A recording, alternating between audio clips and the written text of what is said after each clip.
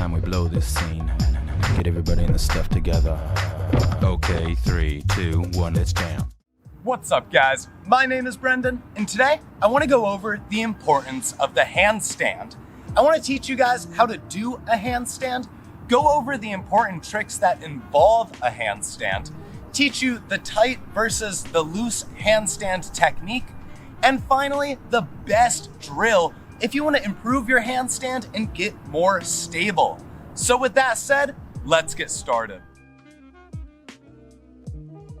First, I want to teach you guys how to do a handstand. And it's exactly as it sounds. Our goal is to just replace our feet and stand up on our hands. If you've never done a handstand before, what I recommend is approach it with a scale.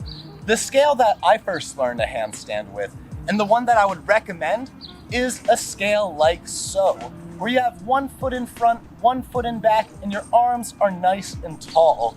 We're going to be pivoting around the hip joint on our front foot, dipping our chest as we kick that back leg up. Once you feel comfortable doing the scale, you can remove that base foot and just do a quick little handstand.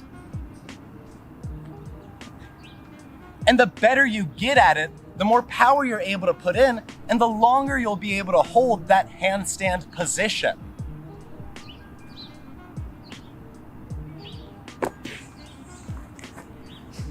If you ever overshoot your handstand like I just did, what I would recommend is to just land in a bridge position or to slowly fall onto your back. If you do the scale and add power into it really slowly, it's an amazing and safe way to learn how to do a handstand. Second, I want to go over 3 tricks that use the handstand as a middle position. And these tricks are the Gumby, the master scoot, and the cartwheel. When it comes to the Gumby, you get into that bridged handstand position, and then your goal is to push off the ground to generate momentum for whatever the next skill is. If you're not comfortable on your hands in that arched handstand position in the middle of the Gumby, you're really gonna struggle to perform this trick. When it comes to the master scoot, you're not in that bridged position, but you're over your hands and almost like a push-up handstand. It's a weird sort of position, but it's the same as the Gumby, where your hand stability and your ability to push off the ground to generate momentum for the next skill is extremely important. Last trick I want to talk about is the cartwheel. The cartwheel has a nice tall handstand right in the middle of the skill. And if you're able to push off the ground really hard in your cartwheel, you're able to generate momentum for some of the coolest skills in tricking, like the double full. So guys, the better your handstand, the better your setup tricks are going to be.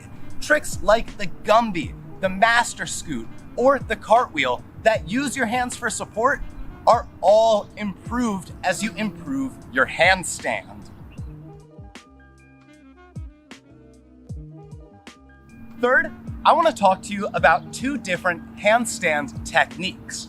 And these are the tight handstand and the loose handstand. Usually when you see a gymnast or a hand balancer doing a handstand, they're trying to do it with a very tight body technique. What I mean by that is their entire body is trying to be tight and solid, minimizing all external movements. The only thing that should be moving in a tight handstand is the wrist joint. Athletes pivot on their wrist while they keep the weight right on their palm to keep themselves balanced whenever they do a tight handstand. But the loose body technique is very different.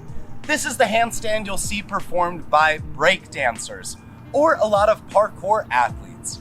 These guys use their body to help control their balance by keeping parts of it loose and parts of it tight. When you're doing a handstand, what I would recommend is to just commit to one of these techniques. When I was a kid in gymnastics, I learned all about keeping a nice, tight body handstand. But later on, I learned a little bit about braking, and I was able to loosen up my body and get a much better feel for supporting myself on my hands. If you are a beginner tricking athlete, or even one who is more experienced, what I would recommend is learn both and practice both.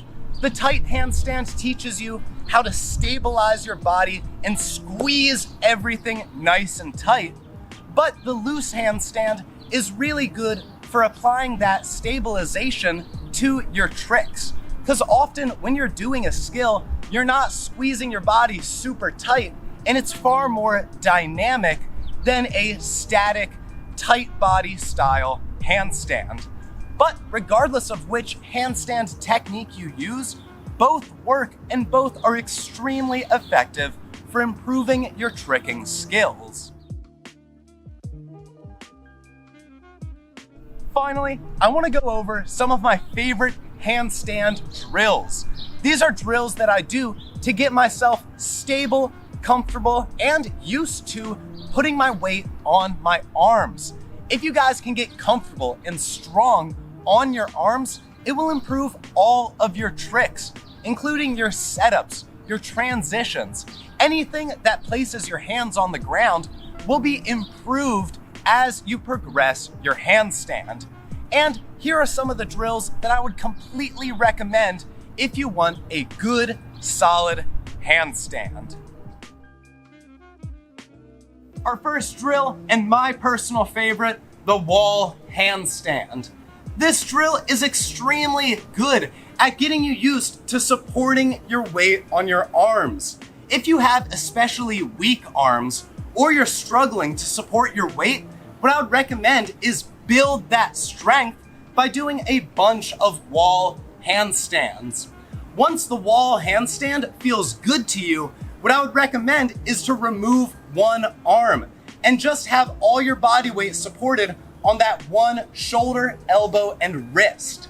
When you do tricking, often you're supporting your entire body weight on just one arm. The greatest example trick is the touchdown rise. If you can't support your entire body weight on one arm comfortably, you're going to really struggle getting power out of your touchdown rise. So if you want to be more stable and get stronger in that handstand position, just practice wall handstands. Our second drill is the handstand wall walk. To do the handstand wall walk, you just do a handstand against a wall and you walk back and forth, shifting your weight from one arm to the other. This drill is extremely beneficial for building your arm strength, but also getting you used to transferring your weight from one hand to the next, which is an extremely essential skill for certain tricks, just like the cartwheel, where you start and you transition your weight from one hand to the next to generate power for whatever the next trick is. Drill number 3, walking on your hands. The more comfortable you are supporting your weight on your arms, the better you're going to be at every setup and every transition. And if you want to get really comfortable on your arms, one of the best things you can do is to just walk around on them. Whether you're just going from point A to point B, or you're just walking around on your arms to train them, it's a great way to get more strong and more stable throughout your entire arm. So that way you're able to perform better transitions and stronger setups. Thank you so much for watching. I love handstands, and I think every tricking athlete should be doing them regularly if they want to be strong and stable on their arms and hands. If you want to suggest a topic for the next video, please leave it in the comments down below. But thank you again for watching, and have a lovely day.